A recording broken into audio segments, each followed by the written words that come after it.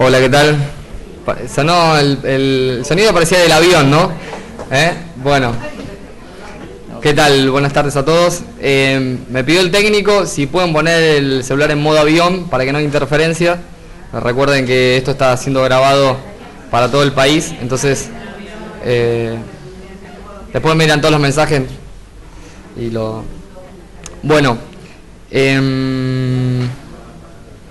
nada, quiero solamente dar unas palabras para que en el final va a haber un certificado por la jornada que está firmado por la doctora Caputi y formado por mí, para que tengan una constancia del curso de capacitación.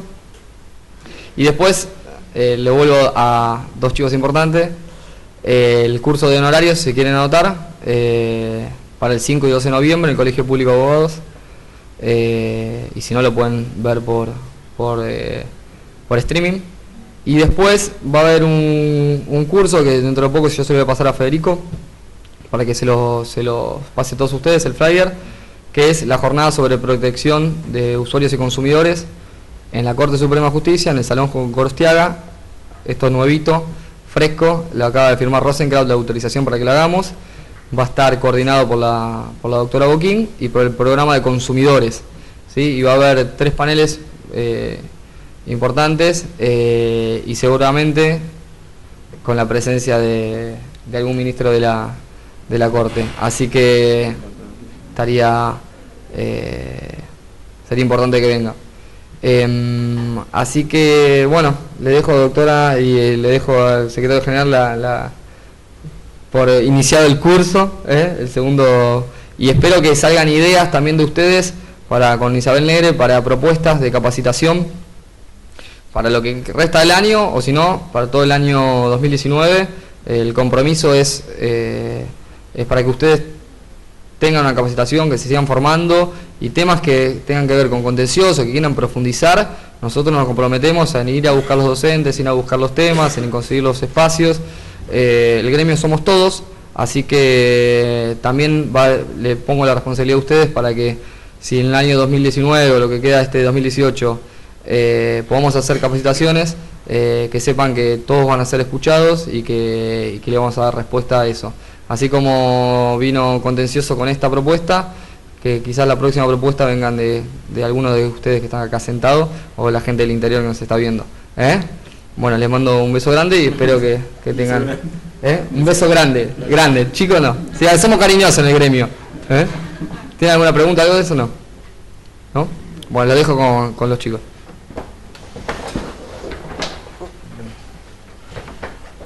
Bueno, Juan Cruz Álvarez, el secretario de Capacitación y Cultura del gremio.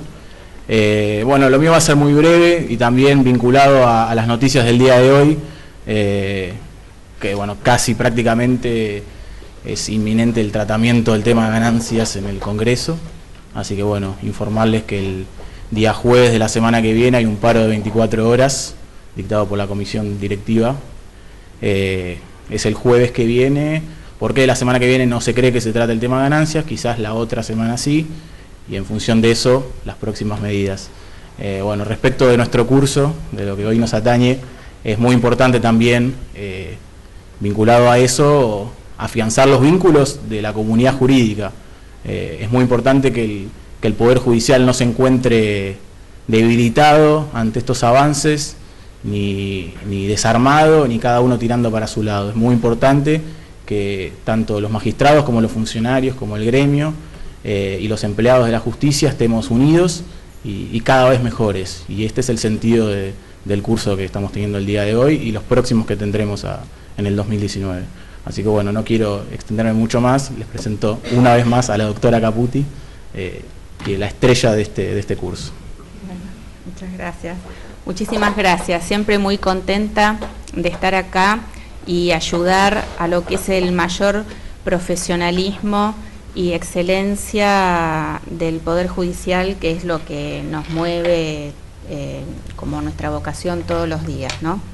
Así que, bueno, yo voy a arrancar, después vamos a tener un espacio para que pregunten si quedó alguna duda de lo anterior. Vieron que metodológicamente yo no opté por darle cientos de fallos, porque realmente esta es una materia donde la principal dificultad, como lo hablábamos inclusive con la doctora Negre también en los momentos previos a entrar, es que hay muchísimos supuestos y es terriblemente difícil encontrar una fórmula para regularlos y que sea un denominador común y que sea panacea que solucione todo.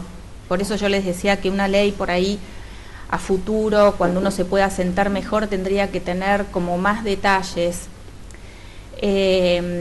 Así que lo que quiero dejarles, más que memorización, es que razonemos juntos.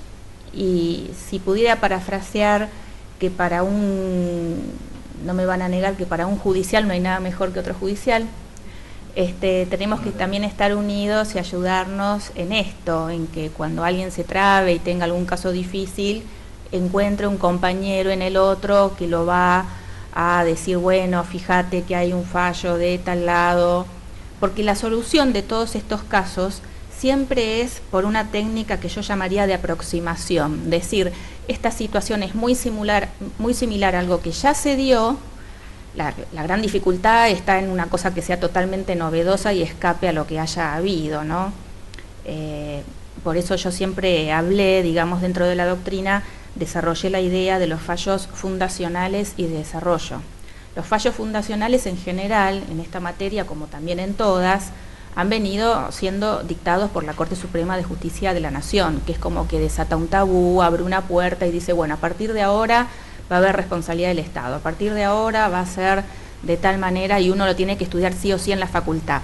Luego, los de desarrollo, sin innovar o sin, digamos, tener ese tipo de contenido jurídico, lo que van generando es aplicar la doctrina de ese fallo fundacional en un caso similar, adaptándole algún detalle que pueda ser diferente, ¿no? Entonces, para mí fundacionales, cuando desarrollo esta categoría, en uno de los dos artículos, el primero de los que yo les mandé, el que me pidieron para Venezuela, que era una maestría que querían ver derecho comparado y había que hacerles una reseña de toda la responsabilidad en la Argentina, fueron el caso Tomás Devoto, del bracerito que quema un campo. Luego también fue fundacional para responsabilidad por acto lícito toda la familia de los fallos de la década del 70, Corporación Inversora Los Pinos, Motor 11, todo lo que va generando el nacimiento de responder por acto lícito del Estado. Luego hay fundacionales como Balda, bueno, y otros de responsabilidad por acto judicial a finales de los años 80, principios de los 90.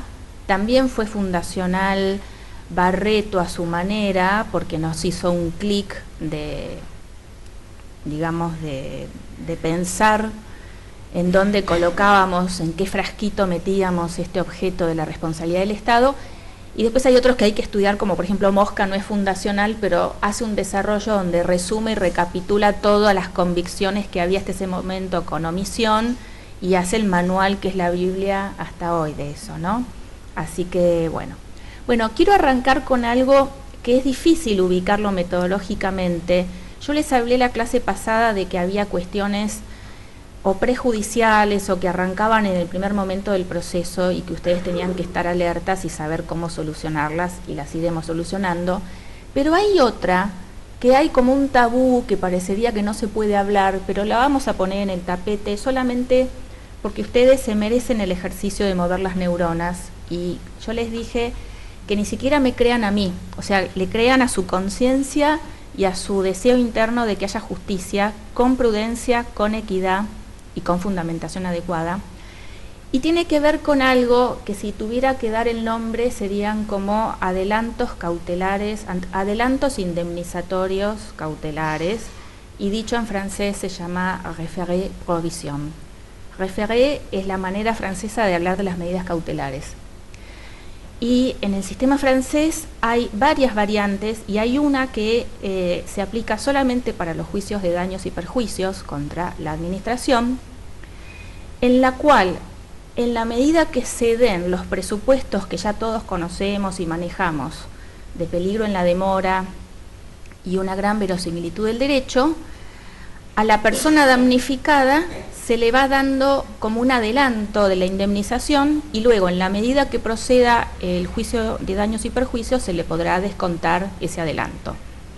Cada vez que yo digo esto, todos me dicen, ¿qué sucede si se rechaza la demanda? Sucede lo mismo que con cualquier otra cautelar que se haya dado y no estalló el mundo. La Argentina sigue rodando, la justicia sigue funcionando. De hecho, si ustedes quisieran preguntar, yo les tendría que pedir que alguno haga la tesis doctoral o la investigación de campo, que no está hecha, pero que sería muy necesaria, de hacer un relevamiento. Cuando termina cada causa de contencioso, o si quieren ir a otro fuero también lo pueden hacer, chequear la coincidencia entre la cautelar y el fondo, salvo que no haya llegado el fondo por, como dice mi amigo y colega Pablo Gallego Fedriani, se quedaron con la cautelar, se eternizó la cautelar y al fondo no se llegó. Pero si se llegó, que alguien haga una tablita y diga, expediente tal, coincidencia, expediente tal, no coincidencia, habían dado la cautelar y luego se rechazó la demanda, o no quisieron dar la cautelar pero en realidad sí procedía la demanda, lo que pasa es que requería mayor debate, mayor prueba y no era muy claro el fumus bonis iuris. Y luego me suman las dos columnas y me dicen qué porcentaje les da de coincidencia y yo les voy a decir entonces cuánta buena visión y cuánto ojo de buen cubero tuvo ese juez en primera instancia o en la Cámara eventualmente para otorgar o no.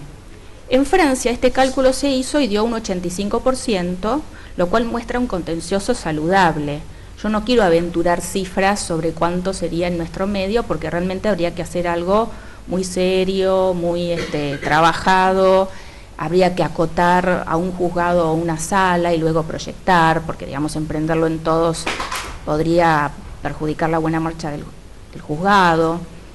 Tampoco es apretar un botón en el Lex 100 y va a salir, porque este es otro tipo, digamos, requiere el análisis de datos, pero lo pueden hacer.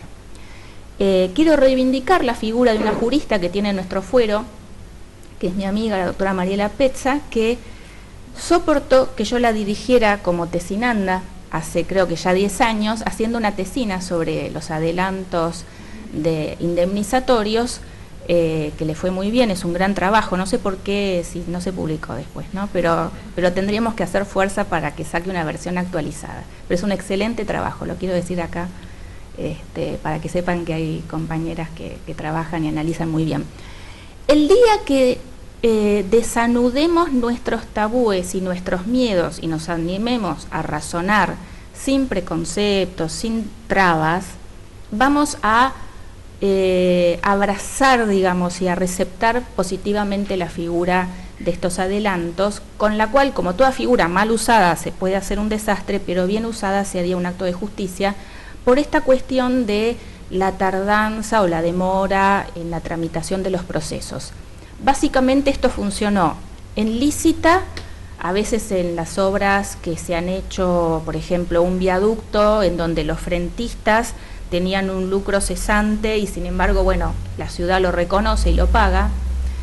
Por eso creo que no van a ratificar la ley, salvo que hagan una salvedad con el artículo respectivo de lícita, en donde se ha dicho, bueno, hubo una obra pública, yo tenía una ferretería, un kiosco y una confitería que estuvieron cerradas o sin el ingreso de clientela porque había un obrador, eso duró 2 años y yo le pago, como se está pagando ahora a los restaurantes de Puerto Madero, una cantidad de cubiertos porque sé que le estoy generando un daño y es muy verosímil la procedencia del reclamo indemnizatorio.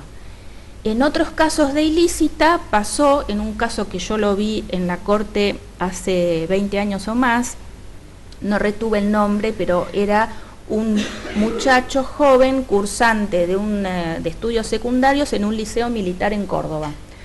Mientras estaba haciendo el ejercicio militar le da un paro cardíaco, tiene hipoxia y eso le genera a sus 13, 14 años quedar con un daño neurológico irrecuperable. Entonces, bueno, toda la familia se revolucionó, la madre tuvo que dejar de trabajar, quedó totalmente acreditado que eso sucedió mientras él estaba en ese establecimiento,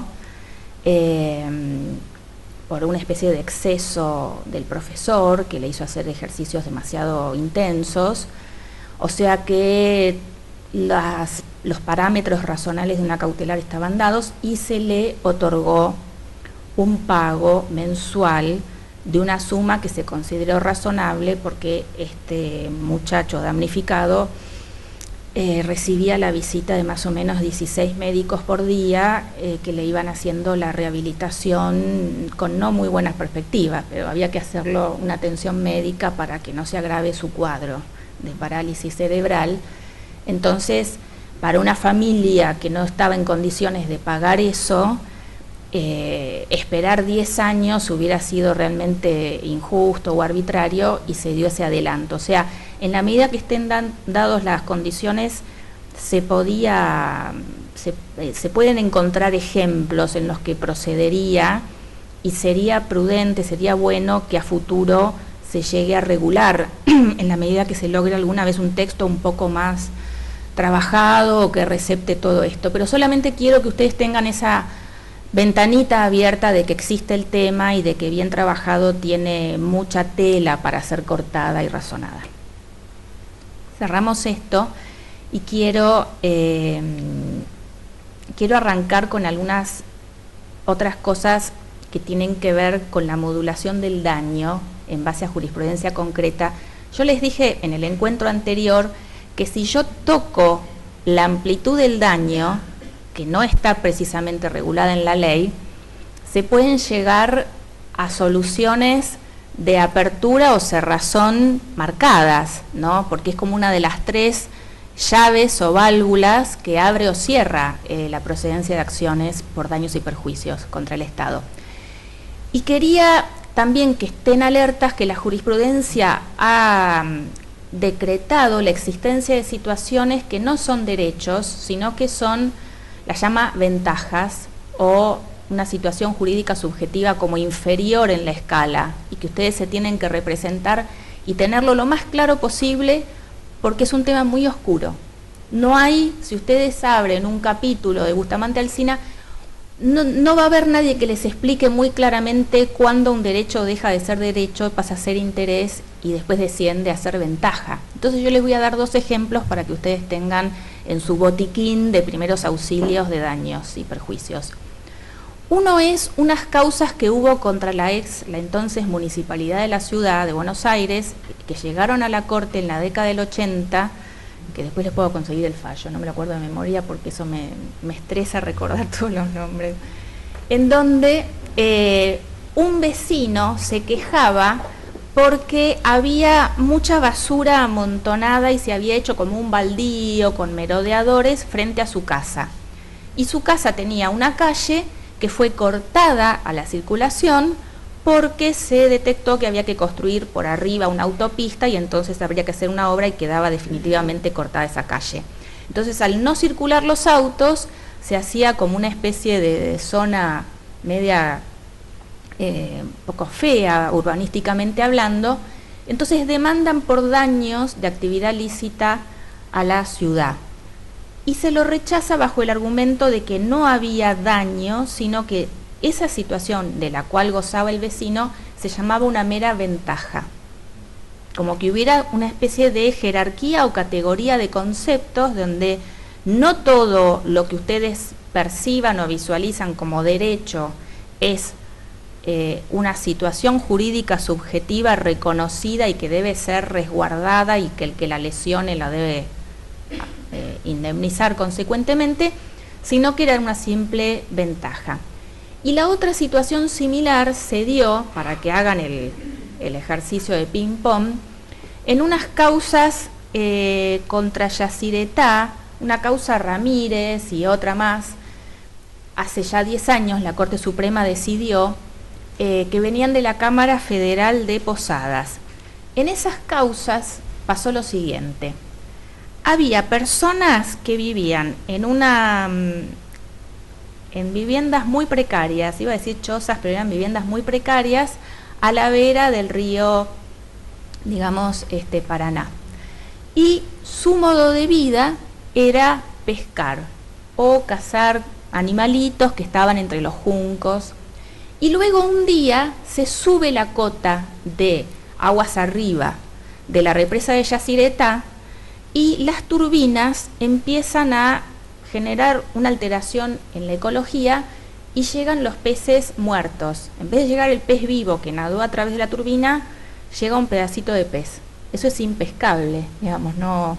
Y entonces el modo de vida de estas personas quedó trunco, quedó realmente afectado. Demandan y la Cámara Federal de Posadas hace lugar a los daños, considerando que hubo una expropiación irregular, que digamos, considerando, porque claro, expropiación suena a que tenían un inmueble, digamos, lo que tenían era una situación que era vivir de eso. Y la Corte rechaza diciendo que no había caso o causa judicial. El argumento que da, digamos, uno tiene como dos diques. Uno puede decir, acá hay caso, y si hay caso tengo que analizar si hubo daño, relación causal, y si es imputable por algún título jurídico X a la entidad demandada. Pero si yo corto el razonamiento antes y digo no había caso, y dicen que no había caso porque era una mera ventaja, una expectativa que no era realmente con contenido de derecho, no tenía la consistencia conceptual de derecho adquirido, ni mucho menos. Tampoco era un cambio legislativo, era un acto lícito de cambiar una perillita en una turbina de una obra pública, de la cual tenemos luz y le agradecemos mucho a esa obra pública porque permite este evento también, pero bueno, le rompió los pececitos de cuya pesca vivía este señor Ramírez. Entonces dicen, en vez de colocar la improcedencia de la demanda en decir no hay daño, porque no encuentro configurado el derecho que esté lesionado, porque en vez de derecho es una ventaja, aunque no se dan tampoco, digamos, yo todavía, si ustedes consiguen la definición de ventaja, me la traen y lo pongo en mi botiquín jurídico, que sería muy importante para saber cuándo estamos, en qué figura, sería como la hermanita menor del derecho, le faltaría algún componente conceptual. En vez de ponerlo en el análisis de la acción de daños, lo colocan en la viabilidad casi procesal y le dicen no estás legitimado activamente, porque es cierto que para estar legitimado activamente hay que defender o reivindicar un interés que sea de cierta entidad, un interés legítimo, algo que suene bastante lícito, y le dicen no llegas a eso porque es una mera ventaja, entonces ni siquiera hay caso. Lo cual es interesante porque todo judicial debe analizar con enorme prudencia y equilibrio cuando no hay caso, porque le estamos diciendo a la población que no puede venir a pedirnos por justicia. Entonces es como un gotero que debe ser empleado con una sustancia, es como corticoides, el caso a caso. Si se te va la dosis, matas al paciente, digamos. Estamos trabajando con algo muy delicado. Así que en esos casos no procedió, y habría que, en el día que se esclarezca, digamos, ustedes tienen que tener esto en botiquín para chequear, porque eso puede hacer naufragar la procedencia de la demanda.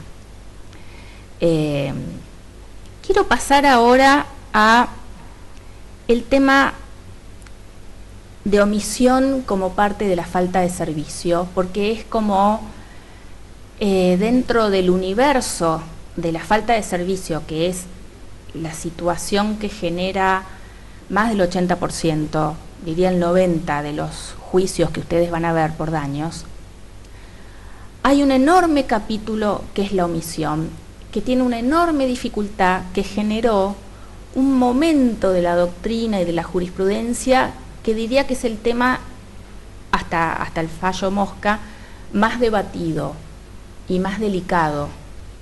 ¿Por qué es debatido y delicado? Y ustedes lo tienen que tener claro.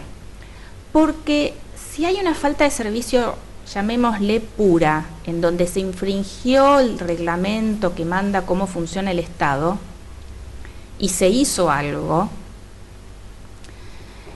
es fácil hacer una comparación entre ese deber y lo que se hizo en apartamiento de ese deber. Y yo voy a Mosca y aplico el estándar que dio la Corte ahí.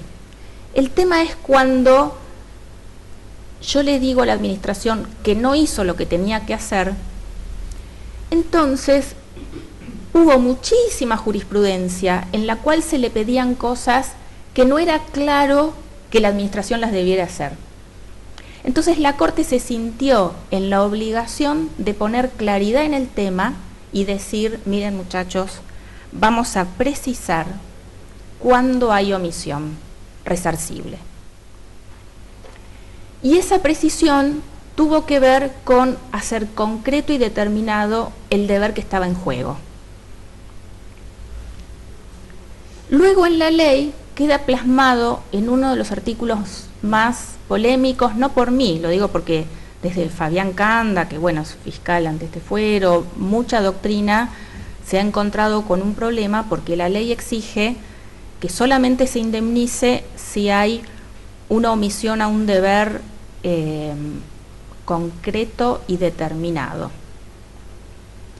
Y la crítica fue que la supuesta Biblia que me determinaba, que inventó cómo determinar y concretizar para saber si el Estado estaba en offside y debía responder por una omisión, por no haber hecho lo que se supone que debería hacer, era el caso Mosca, donde en realidad dijo que cuando se omite cumplir un mandato jurídico indeterminado, debe ser motivo de un juicio estricto y basado en la ponderación de los bienes jurídicos y las consecuencias generalizables de la decisión a tomar. No dijo, si es indeterminado, hay que rechazar la demanda de manera acrítica, sin pensar. Dijo, piénsenlo teniendo en cuenta lo estricto del juicio que deben realizar, ponderen los bienes en juego. Decodificado Mosca y traducido al castellano sería, si está en juego el derecho a la vida, traten de hacer algo tuitivo o a la integridad psicofísica y que resguarde la lesión a ese derecho, y si está en juego un derecho patrimonial, bueno, como que estaría en una jerarquía inferior y no tendrían que ser tan cuidadosos en salir a protegerlo. Que es básicamente el razonamiento que hizo Aida Kemmelmayer de Carlucci en el famosísimo caso Torres. Si bien hace un análisis de Law and Economics, que es Derecho y Economía, diciendo, Torres, no sé si se han cruzado con él, Francisco Torres era un mendocino que tenía una quintita en la ladera de una montaña y cultivaba una explotación agropecuaria agrícola, de la cual vivía modestamente pero feliz. Un día viene todo el deslave, el deshielo de la montaña en primavera, se le cae toda una lluvia tremenda, le lleva puesto su explotación y se queda sin su plantita, sin su vid, sin su naranja, y le dice a la provincia, si ustedes, legislatura mendocina, me hubiera construido una especie de dique, ¿no?, que proteja y que contenga tanto deshielo, a mí, mi terrenito no se me hubiera venido todo cuesta abajo y se me hubiera llevado el agua todo.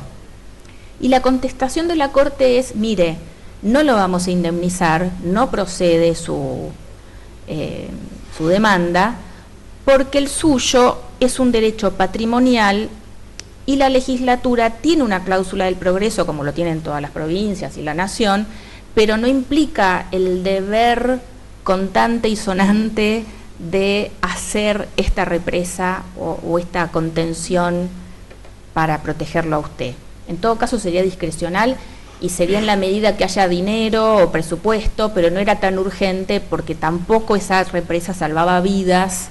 Entonces puede ser que el legislador haya dicho, si no está en juego la vida, no voy a extremar los recaudos o voy a destinar presupuesto prioritariamente.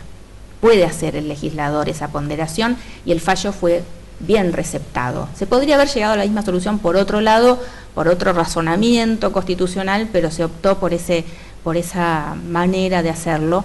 Pero de algún modo Mosca lo recepta, a mi modo de ver, porque dice: ponderen los bienes jurídicos en juego y qué consecuencia tendría si yo hago lugar, porque eso también es algún razonamiento de derecho y economía, es cada vez que nuestro fuero o la Corte toma una decisión, el actor económico o el actor no económico civil lee y replantea su vida en función de esa nueva jurisprudencia, y yo tengo que ver si los estoy mandando a hacer una locura que va a terminar diezmando las arcas del Estado o va a haber bienestar para todos. O sea, sería la técnica consecuencialista de hermenéutica que todos ustedes manejan, ¿no? O sea, primero es la textual, después por el contexto histórico, después por dónde está engarzada la norma, si no voy al debate parlamentario, y si no voy a la consecuencia, que es qué pasa si yo generalizo, que es muy común en responsabilidad del Estado, y lo ven, por ejemplo, con el caso, cuando se resuelve un caso de un universo, como decir, viene una persona con prisión preventiva que luego es absuelta por una nulidad de un procedimiento penal y me dice: páguenme esos 3, 4 meses que estuve. Claro, hoy ya eso está resuelto por la ley, y yo lo tomo como que el legislador levantó el guante y dijo: mi respuesta es esta, que solamente si es ilícito voy a responder, si no, no. Pero en algún momento se planteaba que aún siendo lícito pudo haber un daño para la persona, y el tema era que decían: ¿puede un juez desde su despacho individual ordenar algo que luego va a venir todo un efecto arrase y va a venir un universo de 200.000 personas a querer acogerse a esa solución, a esa doctrina? Y puede explotar algo, digamos, estoy tocando un botón muy sensible, y tiene que ser sumamente prudente el juez, ¿no? Así que resumo en esto, digamos, que la Corte quiso extremar la prudencia en Mosca, y el legislador dijo que si el mandato no era preciso y concreto, determinado, no había responsabilidad. O sea que se apartó de Mosca, digamos, haciendo una lectura sencilla, palmaria. Esto de no había responsabilidad lo quiero decir con enorme respeto hacia la ley, porque el otro día me junté con una amiga que le ve todas las bondades, no le ven ningún defecto, y me quedé mal, casi me convence de que la ley es flawless, o sea, es perfecta sin ninguna objeción. Pero bueno, yo tengo ahí el artículo de María Angélica Shelly que les mandé, y el tema es lo siguiente. Nosotros en el derecho administrativo somos los artífices de las competencias implícitas, son parte de nuestro panorama. Es un animalito que camina en el terreno de esta bella especialidad que tenemos. Y todavía ese animalito no se extinguió, sigue vivo y coleando y muy vital. La propia Corte se ha cansado, pero bien, de ejercer atribuciones y facultades implícitas para ella misma, pero también se las dio al Congreso y se las dio al Poder Ejecutivo Nacional. Y hemos funcionado nuestra rama del derecho sobre eso. La prueba está que antes de tener un artículo 99, inciso 3 en la Constitución, los presidentes dictaron muchos decretos de necesidad y urgencia, y cuando eso se judicializó, la Corte, y cito solamente Peralta y todas las citas que hace Peralta de fallos anteriores, en el 90 convalidó el ejercicio de esa facultad que no estaba en ningún artículo del 86, en ningún inciso del artículo 86 de la entonces Constitución, hoy 99. O sea, que hay veces en que reconocer y admitir las atribuciones implícitas de los poderes públicos ha sido el Poder Ejecutivo el primero que ha necesitado que existiera. si yo hago una fumigación y las mato, puedo generar un daño peor al supuesto beneficio que estaría causando. Entonces, eso nos hace pensar en lo siguiente y que les quiero dejar. Para ser administrativista hay que ser ius naturalista. Porque si ustedes piden norma positiva para todo, ahora que hay más desarrollo jurídico, lo podemos capear, pero imagínense que hasta 80 años de existente la República Argentina no tenía ni jurisprudencia de qué era el acto administrativo. Hasta que tuvo una ley pasaron 112 años de la existencia de la nación. No sé si contamos eso. Después, recurso jerárquico, una serie de instituciones de nuestro derecho administrativo, ni que hablar del amparo, ¿no? Son de fuente pretoriana.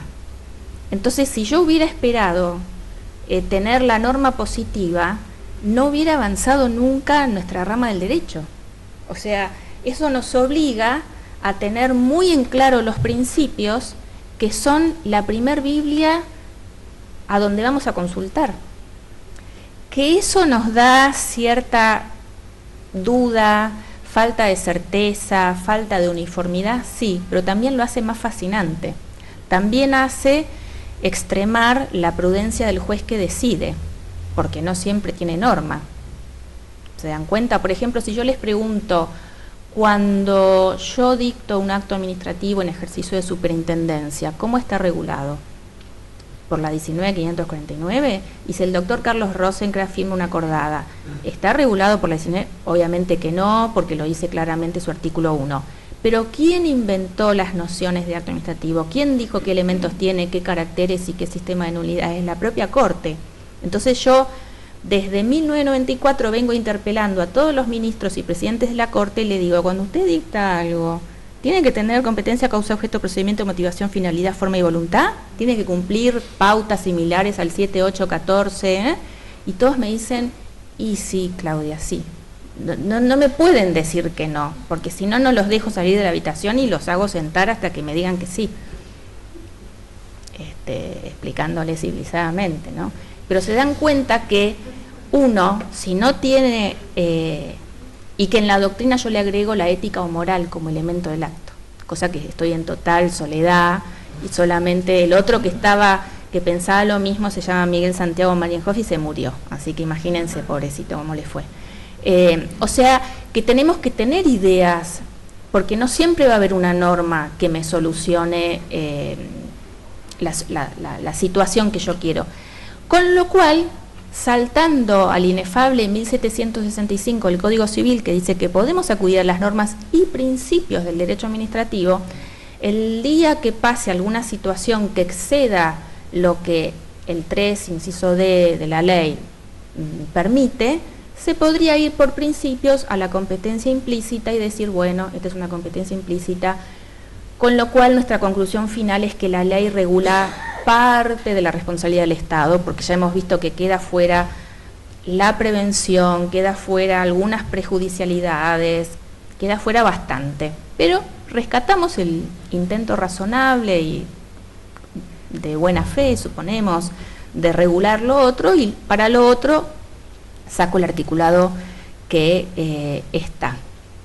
La otra cosa que les quiero comentar es que en nuestra especialidad hay otro tema que es muy nuestro, que tiene que ver con la imputación, sobre todo cuando hay falta de servicio, y si el acto fue cometido o en ejercicio o en ocasión de la función pública. Se trata de dos nociones que son como capas de la cebolla y son círculos concéntricos. El círculo de certeza viene dado por en ejercicio, que es la situación en que un funcionario causa un daño estando con el uniforme en la oficina o edificio de la dependencia, en el horario de trabajo y está ejerciendo la función. Mientras que lo que tiene que ver con en ocasión de la función ya está en un plano unos centímetros más allá. Se sacó el uniforme, está de Franco, hay algo que lo conecte y se ha dado toda la casuística de bala perdida policial y funcionario policial que manipulando, limpiando el arma, dispara a alguien un sábado, un domingo, estando de Franco y sin el uniforme, etc.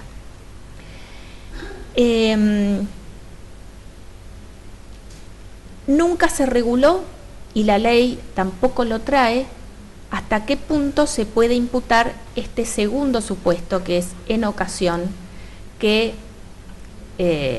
obviamente es un tema típicamente administrativo. Cuando ustedes van al derecho civil, podrían ver algunos fallos perdidos, pero no tiene la catadura y la impronta que tiene nuestra especialidad ese tema. Por ejemplo, todo accidente in itinere es en ocasión de ir a trabajar. Y entonces ustedes pueden decir, bueno, es el mozo del bar de la esquina, es una relación regida por el derecho privado y yo lo quiero ver para el derecho público. O sea que el derecho privado sí tiene esa figura, pero siempre la tiene modulada distinto porque no está la persona que ejerce su función o que tiene estado militar, por ejemplo. No hay estado de referido a una actividad privada, yo no lo conozco, salvo el estado, digamos, religioso, de un cura que siempre no hay manera de sacarse la sotana, digamos, y el juez también tiene estado judicial, pero es propio de nuestro derecho. Y esto ha generado una divisoria de aguas entre las provincias, en donde van a ver que, yo cito un caso Cruz de la Corte Suprema de Salta, en mis 2 artículos creo, que es un fallo en donde, una vez dictado la causa Barreto, empiezan a llegar a la Corte fallos de los superiores tribunales que se apartan de doctrina de la Corte y dicen, se apartó de Cosio. Cosio en un fallo de la Corte Nacional, que venía la causa de la Cámara Federal de La Plata, también de un tema de bala policial y que no era en ejercicio sino en ocasión de sus funciones, o sea que por tener el deber de portar el arma reglamentaria se generó un daño. Y la Corte sale por una mayoría que rechaza el recurso de la persona salteña, a quien se le decía lo siguiente: solo te va a responder un cabo de la policía salteña y no la provincia, no podés embargar cuentas de la provincia. La demanda es una responsabilidad personal del policía y la demanda se procede solo respecto del policía. En disidencia, el doctor Zaffaroni hace un muy meduloso y trabajado voto en donde dice que por lo menos le parecía arbitrario porque, habiendo una jurisprudencia de la Corte que lo que tendía a hacer era resguardar o resarcir daños a la vida o la integridad psicofísica, porque podía ser lesionado o fallecida el damnificado, se debía tener, digamos, una fundamentación más seria el fallo de la Suprema Corte de Salta. Pero lo que marca la tesitura de la Corte hasta hoy es que no va a hacer casación en eso y como que reconoce que no va a ser un lecho de procusto que diga acá la provincia que falle con criterios diferentes, yo le voy a revocar su fallo por arbitrariedad. No, les deja libertad, que es lo que sucede ahora, digamos, un proceso de mayor administrativización y federalización de la cuestión.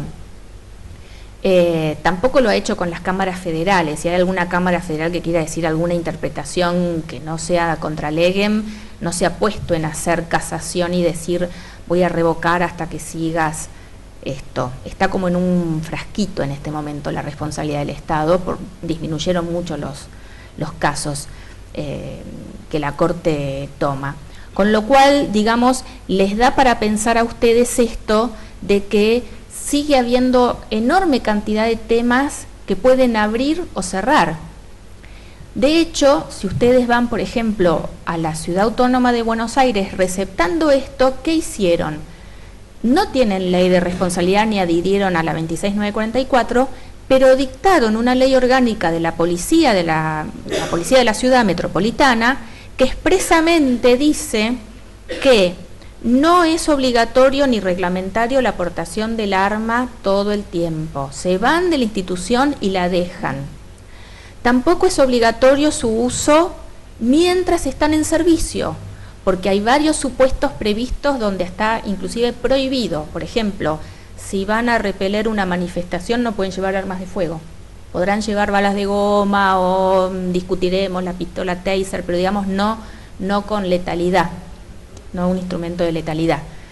Y también les dice que les limita o les modula su estado policial, porque dice el policía metropolitano, en la medida en que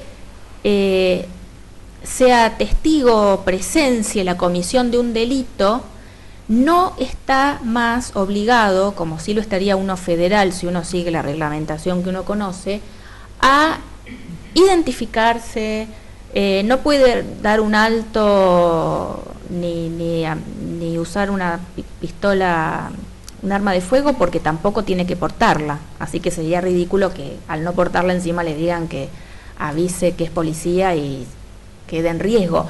Así que le dice que solamente lo puede hacer si en el contexto ve que es prudente y si no se pone en riesgo él, o sea, que lo maten o le roben el arma por su condición policial. O sea, que lo modula diferente, y esto tiene una clara vinculación conceptual con cómo va a responder la ciudad. De hecho, sería como un instrumento de medida preventiva, si lo quieren ver. ¿Por qué? Porque como el hecho de poner 50.000 personas que tengan en su cartuchera en la cintura un arma de fuego, estadísticamente, ustedes contratan un actuario y les va a decir, y sí, en una de esas se va a empujar, se va a dilatar el metal, va a tocar algo y se va a disparar y algo va a suceder y va a causar un daño. Entonces ya hasta reduce el daño. ¿Se dan cuenta? O sea, que hay todo un área muy rica de muchos matices que no reconozco que regularla con un texto positivo sería tremendamente complejo. Se puede hacer indirectamente como hace la ciudad o como cualquier otra jurisdicción que lo quiera hacer, pero está eso ahí por fuera de la ley y es parte de nuestro ADN administrativista. La otra moraleja que les quiero dejar, en casos que para mí se prestan para pensar, es, no voy a hablar del no pago de lucro cesante cuando es lícita, que sería la única cosa, digamos, así innovadora, digamos, una solución concreta, expresa que pone la ley, y les voy a decir por qué. Porque yo creo que los judiciales tenemos que ser prácticos, y yo vengo acá sin ninguna veleidad academicista. Para la academia ya tengo mi lugar y me divierto bastante, pero digamos, yo no voy a discutir el sexo de los ángeles. Y les quiero decir, confesarles que en 24 años y medio de justicia nunca vi un expediente en donde esté probado el lucro cesante, por ejemplo, de una empresa por lícita. Por ahí Motor 11 lo probó y le dijeron desde lo conceptual no se lo voy a dar. No lo sé. Yo no lo llegué a ver, porque Motor 11 terminó o vino a la corte 3 veces, todas ellas 6 años antes de que yo ingrese a la corte. Así que no lo vi con mi retina y no voy a hablar de algo que no sea concreto, porque nosotros tenemos en esta disciplina, si yo les dejara esta frase que les voy a decir ahora, ya es lo único que hace falta que ustedes sepan. Responsabilidad del Estado es una cuestión de casos concretos. Hay que ver el caso. No les va a servir que vengan con soluciones abstractas y enchufen un cliché pensado para otro supuesto a otro caso que no le calza. Por eso, digamos, no les va a servir repetir como loros. Por eso yo les dije en la clase anterior, ni siquiera me crean a mí, porque yo puedo vivir con eso, yo puedo construir credibilidad desde la honestidad intelectual, pero a todo el que les venga a decir algo, sea legislador, presidente, Dalai Lama, Papa Francisco, pídanle en qué contexto, con qué motivo y para refrendar qué principios inventó la tesis que les está queriendo convencer y transmitir.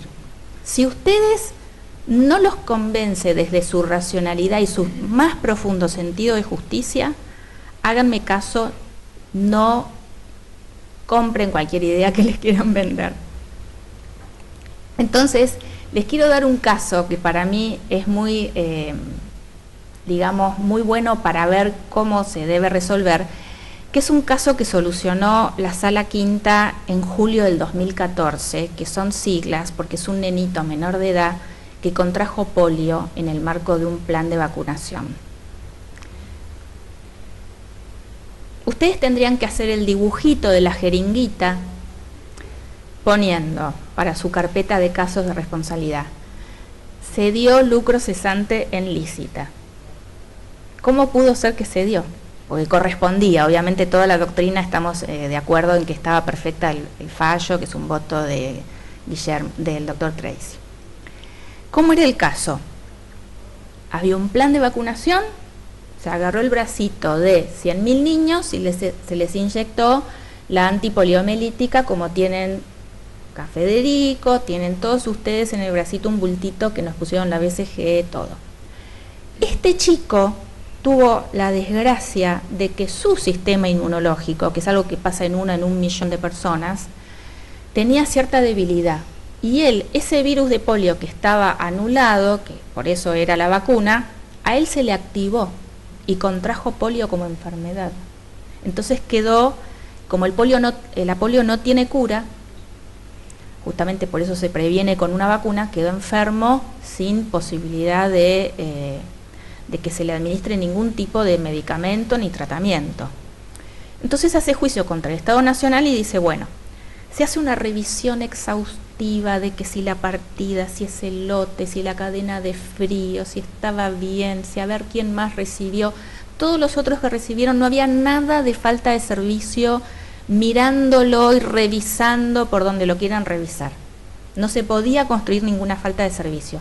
Era pura actividad lícita que, bueno, justo él, su sistema inmune, le generó esta desgracia de quedar con polio. Entonces, en primera instancia, y la verdad que no me acuerdo ahora qué juzgado es, cuando ustedes vean el número de expediente les va a saltar, pero todo bien, no es por, digamos, hay que ser comprensivos con los otros judiciales que por ahí no. Dice, pensando y razonando tipo cliché, es lícita. Me están pidiendo lucro cesante, que sería la expectativa laboral que el muchacho no va a tener, porque cuando sea grande va a estar siempre en una silla de ruedas, no puede ir a la escuela, se frustra en su proyecto de vida, bueno, todo un daño gigante. Tengo que rechazar la demanda, porque alguien le puso en la cabeza que el lucro cesante no va en lícita. Y cuando llega a cámara con mucha lucidez, se razona del siguiente modo. Primero se ve que toda esa construcción surgió para contestarle a empresas que se habían enriquecido bastante, que su lucro había llegado hasta ahí y que ahí terminaba la historia de su lucro, y que, dado que era actividad lícita del Estado, había motivos, que la fuerza expansiva y toda esa explicación que todos conocen, que la expropiación es la prima hermana. Perfecto, podemos compartir. El legislador de la 26944 compartió eso. Pero extrapolar eso a un daño a la integridad psicofísica de un menor de edad, cuando lo otro fue una construcción para una empresa que se estaba enriqueciendo y donde yo trataba de limitar o morigerar que no se siga enriqueciendo más a costa de los contribuyentes, era una injusticia gravísima. Y entonces va haciendo toda una construcción desde la visión del daño de la víctima y llega a la conclusión que sí, debía ser indemnizado en plenitud y otorga la proporción de un cuasi valor vida, porque era prácticamente una incapacidad total. Entonces, esos son los fallos que hay que animarse como a razonarlos, a no tener preconceptos o ideas de decir, bueno, si es lícita no pago lucro cesante, sino decir, bueno, a ver, es un chiquito, los fallos en que surge eso fueron para empresas, no fueron para daños a la vida en este contexto, pensemos el contexto y se llega a una solución más equitativa y más razonable. Digamos, hasta les diría que el fundamento fluye mejor. Lo otro signo es, no quiero decir dogmático, pero le falta. Lo digo con todo cariño, entre judiciales no nos pisamos el poncho, para un judicial no hay nada mejor que otro judicial, pero estamos en un esfuerzo deliberado y consciente de ir mejorando el producto que damos, ¿no? La otra cosa que les tengo que decir es que es posible que el legislador haya leído el considerando 66 de fallos 336-1774, que es la causa Clarín, donde se interpretó los alcances de la ley de medios. Y ese artículo, porque vamos a decir las cosas como son, porque está fresco en la memoria, no han pasado, bueno, el 29 se van a cumplir 5 años de este fallo, 29 de octubre. En este considerando 66 lo traje acá, del voto de la mayoría, ¿no? Dice, nadie, bueno, todos saben lo que dice el fallo, ¿no? Tuvo una audiencia en la Corte, fue profusamente difundido, somos todos constitucionalistas de nota. Dice la Corte, nadie tiene un derecho adquirido al mantenimiento de la titularidad de una licencia hasta el plazo de su finalización, lo cual no impediría que quien considerase afectado su derecho de propiedad pudiera reclamar daños y perjuicios. Le dice que podría, y de hecho rechaza la demanda, pero no por haber intervenido y juzgado el fondo sustancial del reclamo, sino diciendo es prematuro, hacelo en una etapa subsiguiente. Y dice, bueno, esta es la interpretación que mejor armoniza con la Constitución Nacional, a cuyos principios y garantías debe adecuarse la hermenéutica. O sea, la propia Corte, en el considerando 66 de la causa Clarín, lo que está diciendo es, miren que yo abro una gran ventana y vamos a ver qué procederá, qué se hará cuando estén los daños, qué es lo que me prueben. De todos modos, digamos, la ley solamente se aplica a hechos producidos después, o sea, es según la fecha que se produce el daño o cuando se toma conocimiento del daño, después del 8 de agosto del 2014. Por eso los cromañones que estamos resolviendo van con la vieja ley, el viejo sistema. En el proyecto de ley que yo les dije que está tratando de volver al Código Civil y derogar la 26944, le agrega un articulito al Código Civil donde propugna regular diciendo, si en lícita se interrumpe una actividad, se compensarán las inversiones no amortizadas en la medida que fueran razonables para el giro comercial. O sea, es hipersimplificador, lo lleva al tema de las empresas, pero le busca una vuelta, como diciendo, inclusive no sé en dónde se insertaría este artículo, porque si es el Código Civil se propagaría a las provincias, después las provincias chillarían por la afectación del federalismo, pero por ejemplo, como la Suprema Corte de Buenos Aires otorga lucro cesante en lícita, y la ciudad autónoma también, ya tienen 2 distritos importantes que no ratificarían, no se adherirían a la ley, porque tendrían que hacer una reserva en este sentido. Pero digamos, la principal moraleja no es si va o no va, porque yo nunca lo pude ver en su prueba, y Jacarandá también es un fallo donde dice, miren que yo saco la guitarra y el violín y construyo una música, pero yo tampoco lo vi porque no había. Así que no quiero especular con algo que nunca vimos, pero lo que quiero decir es eso. No usemos clichés, tratemos de razonar las soluciones de todo. Y bueno, yo llegaría hasta ahí, porque digamos, no quiero darles mucho más. Para mí es un tema como de lógica y de razonamiento, más que darles un bombardeo de memorización. Así que lo abriría a los comentarios o preguntas que quieran hacer los compañeros.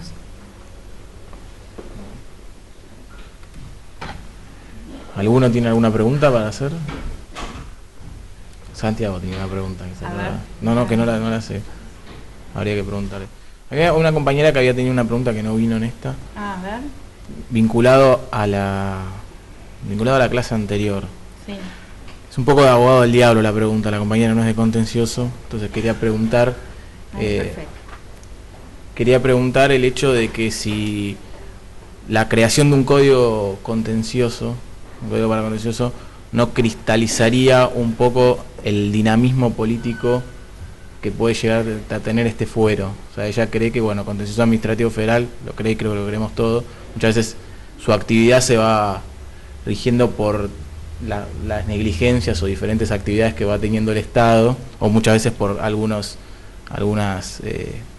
expresiones en decretos o leyes, y eso hace que el fuero sea en cierta forma dinámico. Si la creación de un código contencioso no cristalizaría la actividad de nuestro fuero y transformaría esa famosa crítica que se le hace a la codificación.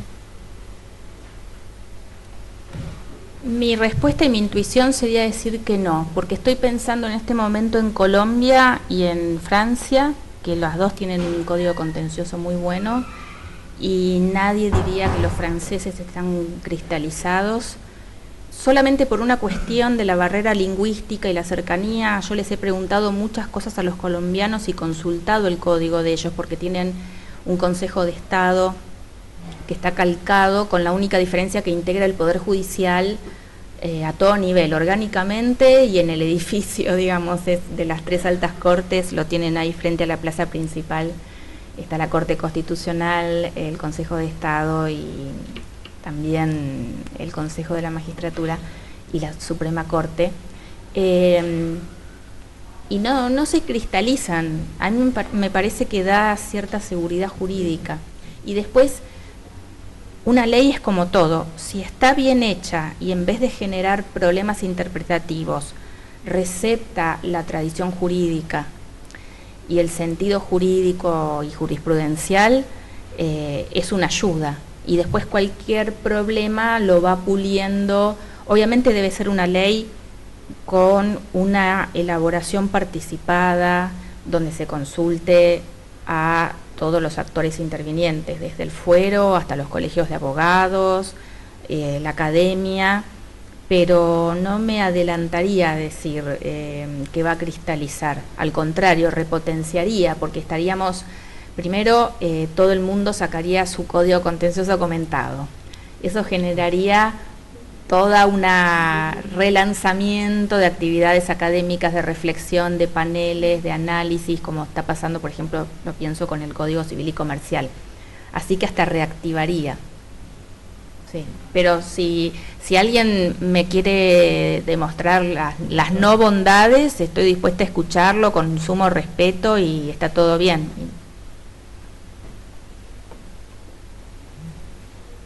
¿Algún otro?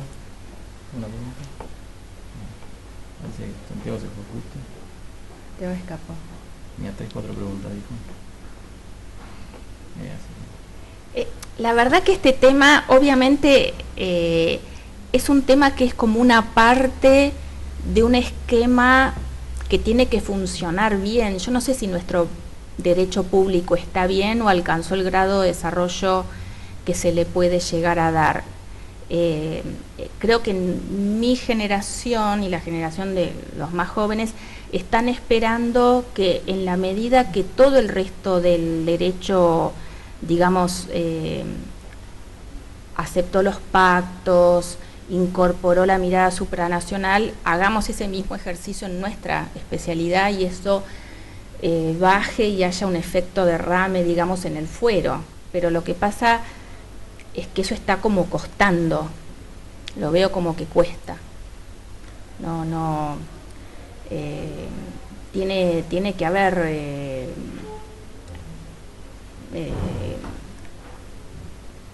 voces como alternativas. O sea, yo lo veo muy monótono y los que dicen que habría que cambiar radicalmente generan mucho miedo y tampoco hay una solución intermedia de adaptación, porque ustedes no pueden venir y decir, estoy pensando, por ejemplo, cuando en Colombia se cambió la ley de procedimiento justo antes de que yo llegara a la Cámara, en el 2010-2011, y se cambió también parte del Código Contencioso, esas normas iban a empezar a regir más de un año después de cuando se aprobaron. Y hubo capacitaciones obligatorias, y ya al momento de aprobarse habían sido totalmente como consultadas. O sea, lo que tenemos de problema en la Argentina es un problema de usina normativa en que tendríamos que cambiar cómo regulamos las cosas.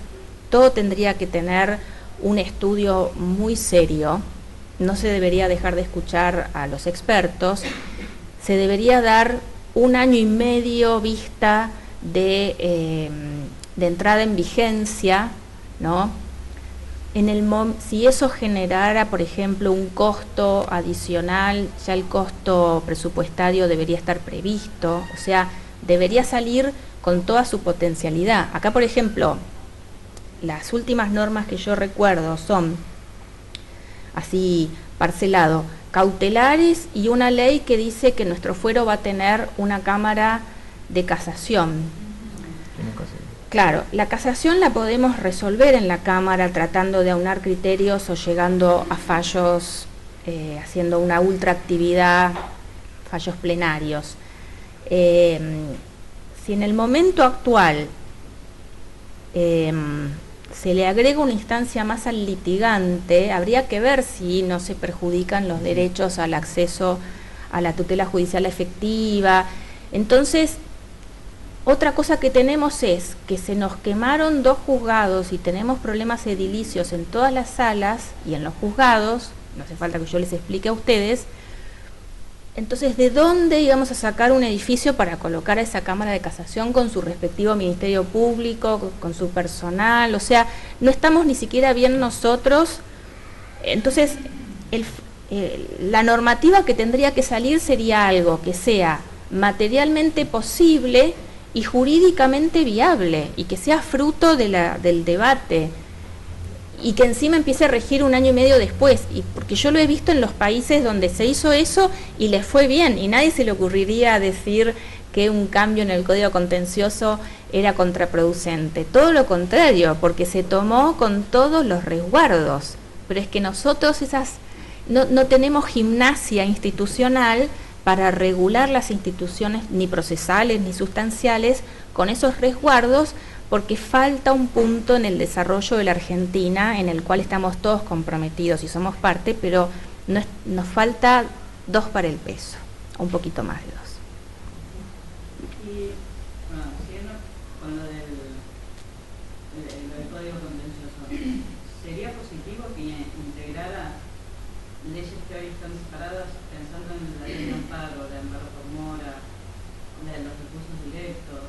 Sí, sería tremendamente positivo que se haga toda una cosa unitaria para que además no quede como fragmentado, porque el hecho de tener fragmentado lo que genera es capas evolutivas de momentos diferentes, lógicas diferentes, cosmovisiones diferentes, y haría falta algo que homogeneice, que sea un hilo conductor lógico, de manera que lo que salga y salga completo. Y con un amparo, una ley de amparo también, una regulación del amparo bien, de los recursos directos que seguimos teniendo dudas, y fíjense, si bien no son tantos personas físicas, sino más que nada personas jurídicas,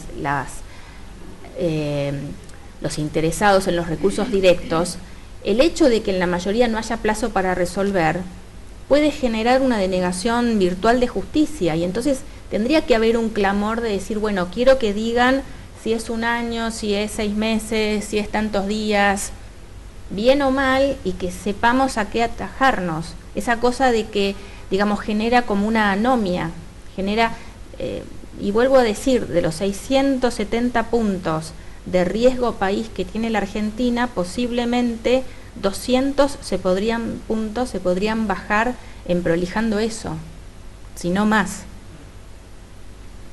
Así que sí, habría que pensar todo y no hacer parchecitos. Incluso la ley de amparo, ¿no? De amparo por mora, no tiene plazo para respuesta a sentencia. Claro, lo cual sí es ridículo, es ridículo, pero la usina conceptual de esas leyes pasó hace 40 años, antes inclusive de que estuviéramos en democracia, o sea que la manera de pensar el país era otra, la administración era otra, se decía administrado, hoy no se dice administrado, se dice interesado, se dice ciudadano, hasta en el léxico hemos cambiado, con lo cual estamos maduros, no sé por qué no se ha dado, obviamente ha habido otras urgencias, pero bueno, en algún momento si se diera, para mí, humildemente, en la medida que el texto sea bueno, sería más que positivo. A ver. ¿Cómo juega la jurisprudencia de la Corte hasta el 2014 frente al texto de la Ley de Responsabilidad del Estado para resolver un caso judicial? ¿Se integra o se excluye? Bueno, muy buena pregunta. Como habiendo yo trabajado en la Corte 17 años y medio, jamás diría que se excluye, porque nadie va a borrar lo que ayudó a construir, digamos, ¿no? Siempre se integra, y se integra tanto que ayudó a generar algo que yo llamo los consensos y la cultura jurídica, que es la prima hermana de los principios jurídicos que usamos. Así que siempre se integraría, porque además, ante cualquier posible laguna, si así la quisieran llamar, abrevar en la jurisprudencia de la Corte me parece lo más prudente, que desgraciadamente no es suficientemente conocida, porque no, todo el tiempo me encuentro con gente que yo le digo, la Corte afirmó tal doctrina, y todos se sorprenden, y les digo, bueno, vayan a tomo tal, tenemos que hacer un ejercicio de repasar, pero sí es una referencia indiscutible, sobre todo porque también, fíjense que una cosa hay muy importante, los fallos de la Corte tienen una visibilidad que dicen lo mismo que la Cámara, pero con más, se magnifica y se visibiliza más, y contribuyen al debate. Entonces, si la Corte nunca se equivoca porque es final, y es final porque nunca se equivoca, como dice la propia Corte, pero si tomara una decisión que el medio jurídico la recepte mal, como más de una vez ha pasado, también es un ejercicio para nosotros, ¿no? Y en materia de responsabilidad del Estado ha sido muy prudente. De hecho, los desafío a que hagan el ejercicio de decir en qué fallo así trascendente, conocido, de responsabilidad, alguien ha dicho, no, esto es un claro error, jamás lo voy a aplicar. No, al contrario, son la Biblia. Mosca es una Biblia, integran nuestro botiquín de primeros auxilios jurídicos, las 3 o 4 cosas que uno tiene que tener a mano. Así que sí, es un rapé que hay que espolvorearlo arriba de todo.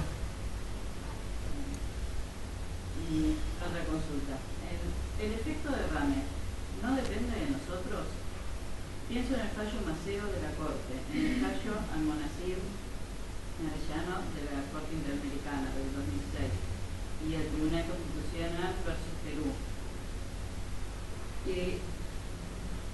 Hizo razón a hacer el control de constitucionalidad de oficio y no esperar a una norma. ¿Y que la hizo quiere? ¿Esto depende?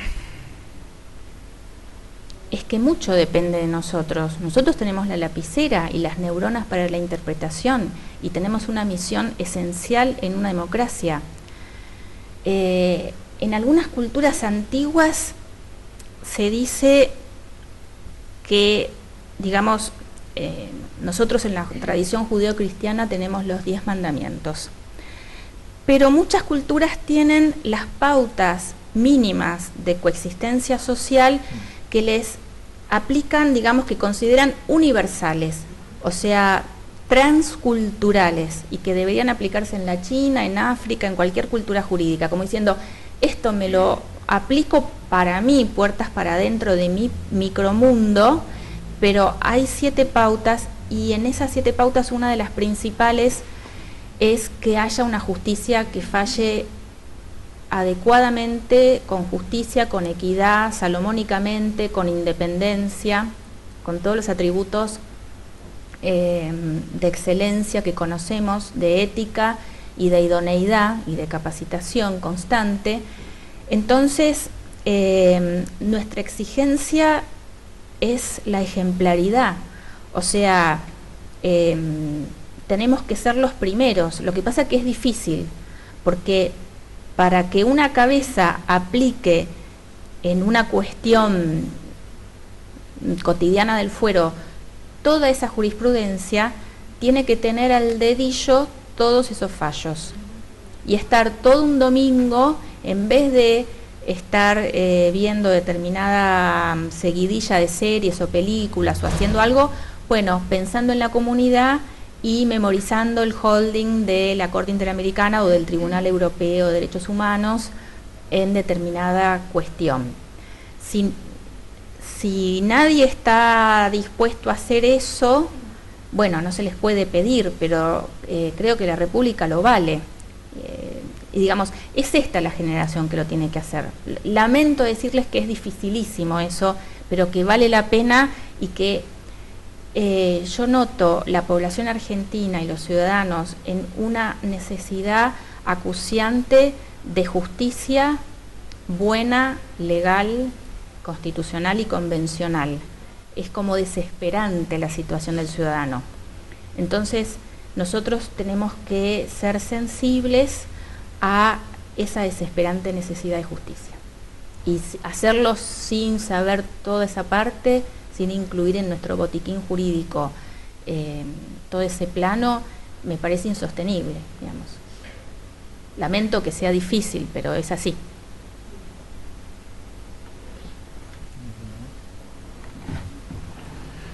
Bueno, con esto damos el cierre a la jornada de aplicación de responsabilidad del Estado. La verdad, agradecerles a todos por haber venido en la primera jornada y en esta también. Recordarles que no va a ser el primero de los cursos, el primero y el último de los cursos que vayamos a hacer, sino que los próximos están apuntados a migraciones, que es un tema que tenemos en el botiquín por analizar. Y también bueno, vamos a hacer otro curso de procesal que tenga bien aplicado a lo que es nuestro fuero, que si bien en ese sentido vamos a tratar de hacerlo junto con la Cámara, que es que ellos hacen lo que hacen las capacitaciones para el ascenso de los que no son abogados, entonces está bueno que podamos hacerlo en el mismo sentido. Agradecerles nuevamente, esperarlos a los próximos cursos.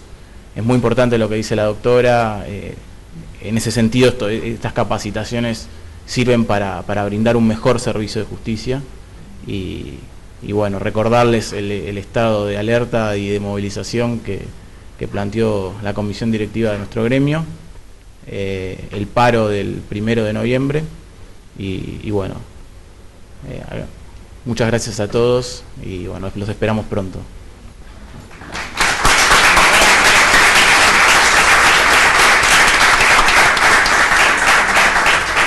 Bueno, ahora Isabel Negre va a hacer entrega de los certificados, acérquense a ella, los que estén...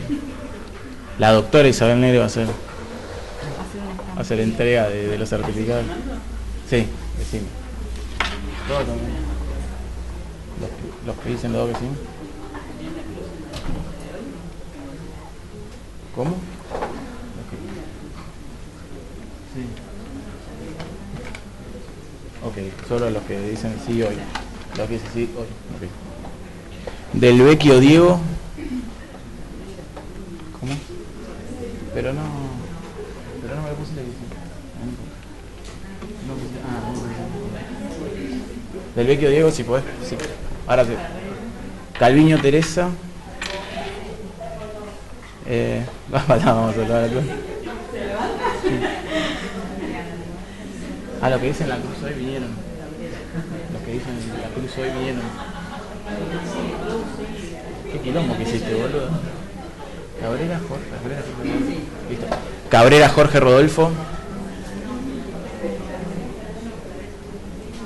Estos son los primeros Cárrega María. que se dan. Son los primeros certificados que se dan, ¿no? Sí. Alejandro Selma. Qué bien. Chao, gracias. Bueno, un placer, gracias. Victoria Copelli. Mónica Coppola. No está, se fue. Marcelo Cuenca.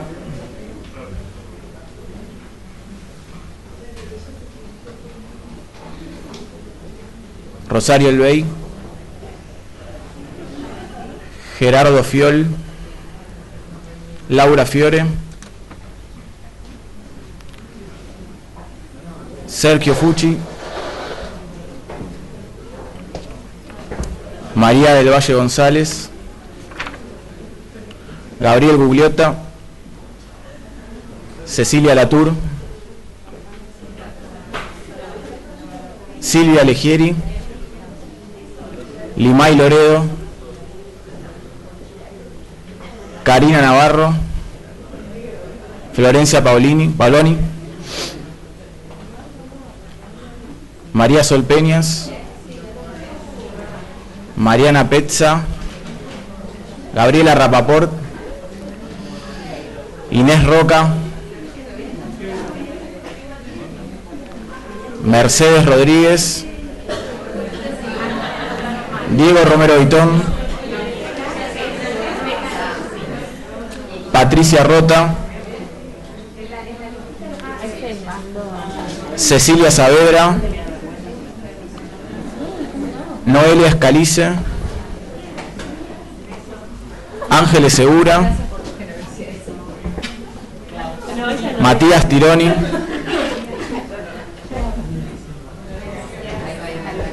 María Belén Trama.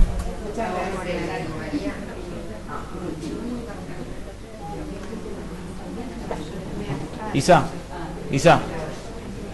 vení. Gracias. Decirle que María Belén Trama no está anotada, pero está acá. María Belén Trama. Decirle que no está anotada, pero está acá la chica. Que le haga el certificado. ¿Por qué? No va a tener. O leche. Espera un poquito. Decirle a Isa, comentáselo de María Belén Trama.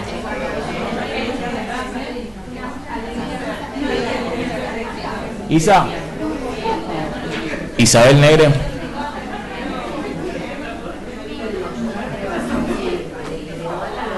Tranquila. María Belén Trama no está anotada, pero vino. Así que si querés hacerle la... Avísame cuando sigo.